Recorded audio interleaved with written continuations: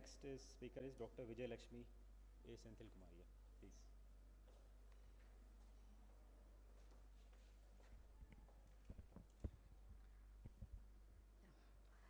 Good morning. I am Dr. A. Vijay Lakshmi. I will be presenting a paper on visual and surgical outcomes of MMC augmented NPDS phaco in patients with advanced glaucoma. The goal of any glaucoma surgery is mainly to preserve the existing vision. In advanced glaucoma, one will be reluctant to perform any invasive glaucoma surgery for the fear of macular snuff-out or wipeout phenomenon, which is reported to occur in 0 to 13.6% of these patients. Our main aim was to report the visual and surgical outcomes of MMC augmented NPDS phaco in patients with advanced glaucoma.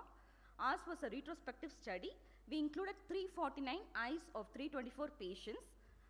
We basically included severe glaucoma with significant cataract with open angles. We also included a subset of PACG patients with superior open angles.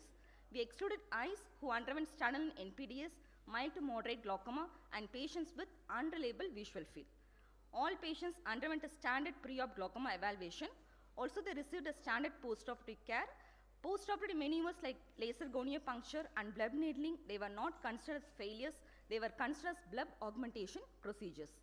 Post-operative visits included 8 visits until 2 years.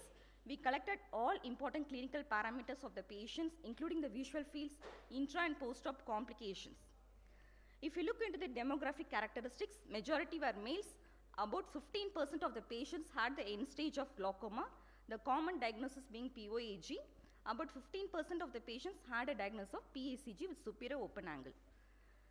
Now looking at the primary outcome measures, which was based on visual acuity and HFA mean deviation, we could clearly see there is an improvement in mean logMAR BCVA from the baseline value at all post-op visits until 2 years. Likewise, HFA also mean deviation there is a stabilization of HFA mean deviation at all post-op visits until 1 year.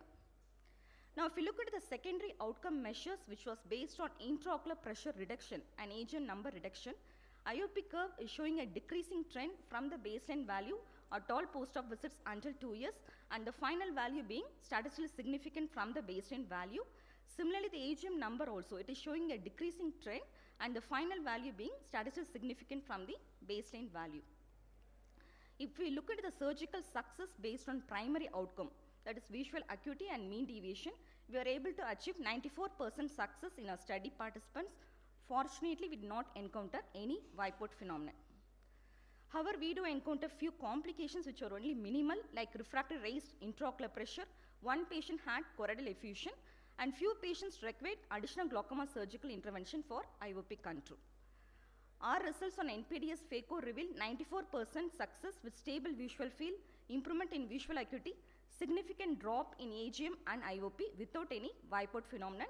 Our study results corroborated strongly with the results by Mercier et al., who reported 89% success. However, the follow-up period was longer in their study. It was for a period of 63.5 plus or minus 35.3 months. And then regarding the efficacy of NPDS in PACG patients, which was not well explored or not reported earlier, we have included this subset of PACG eyes also, and we are able to achieve a brilliant success of 86% without any major complications. We would like to attribute this better success rates to various crucial factors like intraop use of MMC and deep scleral dissection, meticulous peeling of inner wall of Schlemm's canal. These two steps are very, very crucial in achieving an adequate thickness of trabecular Descemet's window, and use of space maintenance to avoid the flap fibrosis. All our study participants, we used dispersive viscoelastics as a space maintainer. NPDS being a non-penetrating surgery, it minimizes complications related to any invasive glaucoma surgery. It could be alternative to mix in eyes with advanced glaucoma. The major strength of a study includes large sample size with a long follow-up period, and also efficacy of MMC in patient undergoing NPDS we have explored well. We have also included a subset of PACG eyes also. Finally, to conclude, MMC augmented NPDS phaco is a safe and viable option in eyes with advanced glaucoma, maintaining stable post-op visual acuity and visual fields. Thank you.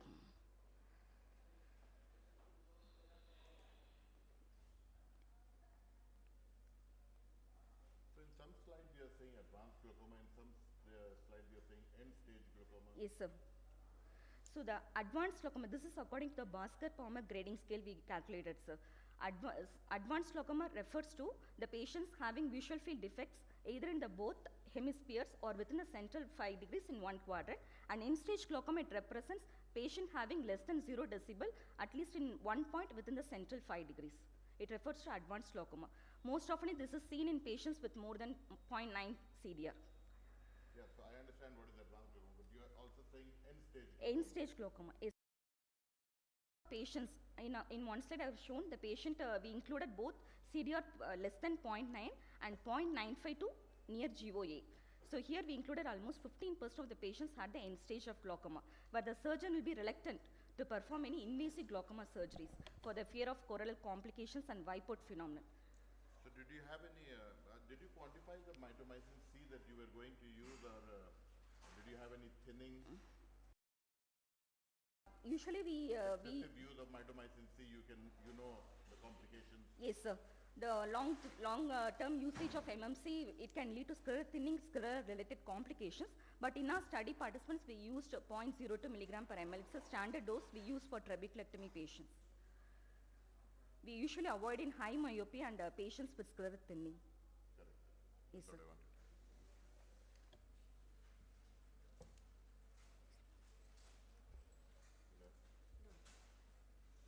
Thank you very much. Thank you, sir.